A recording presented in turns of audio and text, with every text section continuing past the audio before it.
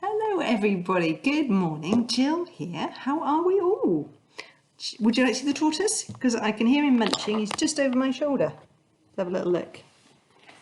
He's having some dinner. Oh, so sweet. Arnold, we love you. Right, back to it. Words. Who likes words? I have become rather addicted to an online game, a daily game called Wordle. Have you heard of Wordle? Are your parents playing it? Maybe you've done it in class. Basically, this is what Wordle looks like. I'm going to show you on my iPad. You're going to see. I think when I film this, it's back to front, but you know what? Basically, it's like Hangman. You've got to guess a 6-letter word, and it's a 5-letter word, and you get 6 guesses to come up with it. So I'm going to just start off. I'm going to put in the word. I often start with this one, tower. Now I press the green. Green button, and it tells me how am I doing with this word.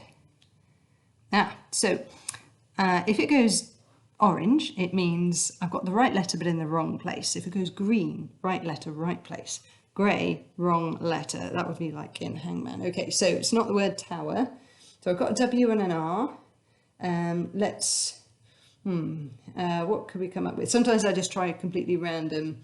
So let's try the word clock. Anything there? Oh no, nothing at all. Okay. Let's try, see if there's a B, about. Sometimes I do. Anything there? Oh, there's a U. Okay, so there's a U, an R and a Y. Okay. And what could it be? Let's try the word I'm not very good at spelling. I wanted to do something beginning with a W and an R. W-R, right, even though I know it can't be that, but let's try that. Oh, look, my W and my R are in the right place. Okay, so W-R, let's see if we put that U there. What could, let's try rung. Let's see. Oh, yes. Excellent. I've got my whirl in 5 attempts there. You win, it says. Brilliant. So, Wordle. Now, you'll see with, let me just show you my grid again. Did it show you? Oh, it's just gone back to it. So, sometimes with the Wordle, it's a bit confusing, isn't it? You've got these blanks. You kind of fill in the gaps with your letters, but it can be a little bit of a jumble. You don't really know what you're looking at until maybe you just kind of get to the end, and then it kind of makes sense a little bit. Now, I've got to admit, sometimes I feel a little bit like that about the Bible. Here is my Bible. Do you have a Bible at home? If you don't know, why don't you go home tonight and ask whoever's at home with you, do we have a Bible in the house? Let them show you where it is if you've got one. Because it's a great book, but look at the size of it, and look at the size of the writing. I can't expect you guys to be reading this. I know some of you are reading a Biff, Chip and Kipper. That's enough, isn't it? Goodness me, a couple of pages. Don't ask me to read this, Jill, please. But I want you to know whether you've got one of these in your house, because as you get older, there is always times that you can come and have a read of this. It doesn't mean you have to read it from cover to cover. You can read just bits of it. Now I want to explain to you, if you've never seen a Bible or really looked at one before, exactly what is the Bible. So this is actually not just one book. It is made up of 66 books.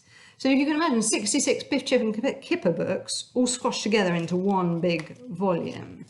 So it's all about the same thing, all about God. This is called the Good News Bible, but it could be any type of Bible.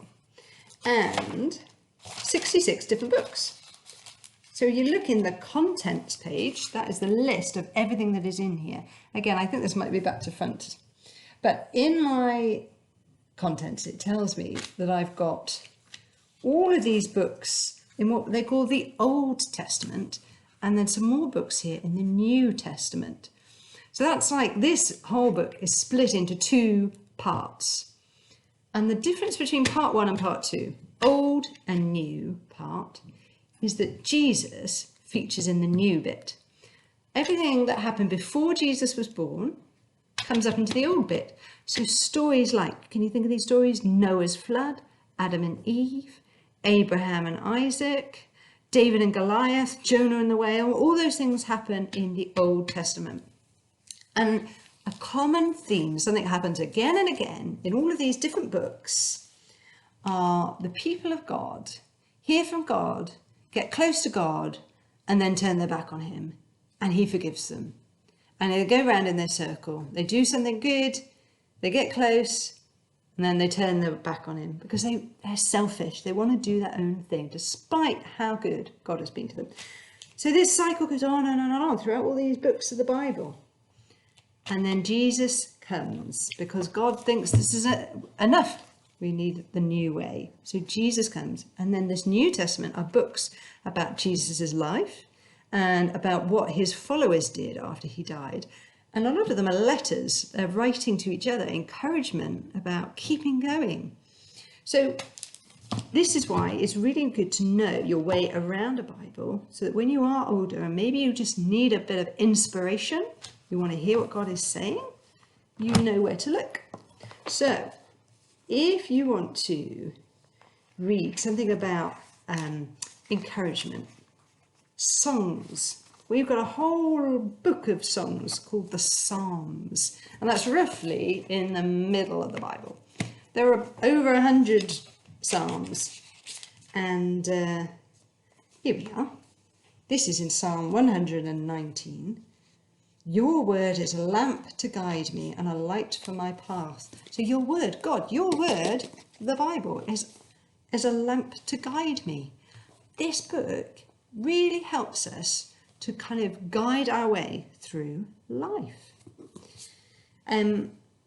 Each book has different chapters. So we're probably familiar with chapters. Those of you who are on chapter books, well done. But also we have chapters, and each chapter is broken down into a verse, we call it. That might be just 1 or 2 sentences long. So one of the most famous verses in the Bible comes from the book of John. It's in the New Testament, quite near the end. It's chapter 3. So I go and see where my big number 3 is. That means chapter 3. And it's verse 16. So I look for a little number, it says 16.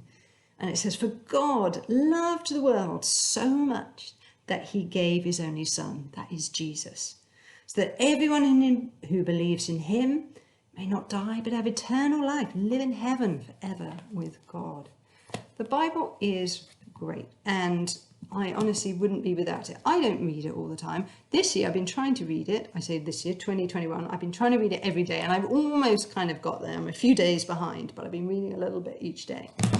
But some great people have also written some things which make it easier for you guys to read. So don't think about, oh, I've got to read the whole Bible. Why don't you see if you can get your hands on one of these? Does this look familiar? This is like Diary of a Wimpy Kid style. If you like that style, if you like those books, those of you who are a bit older, this is called Diary of a Disciple.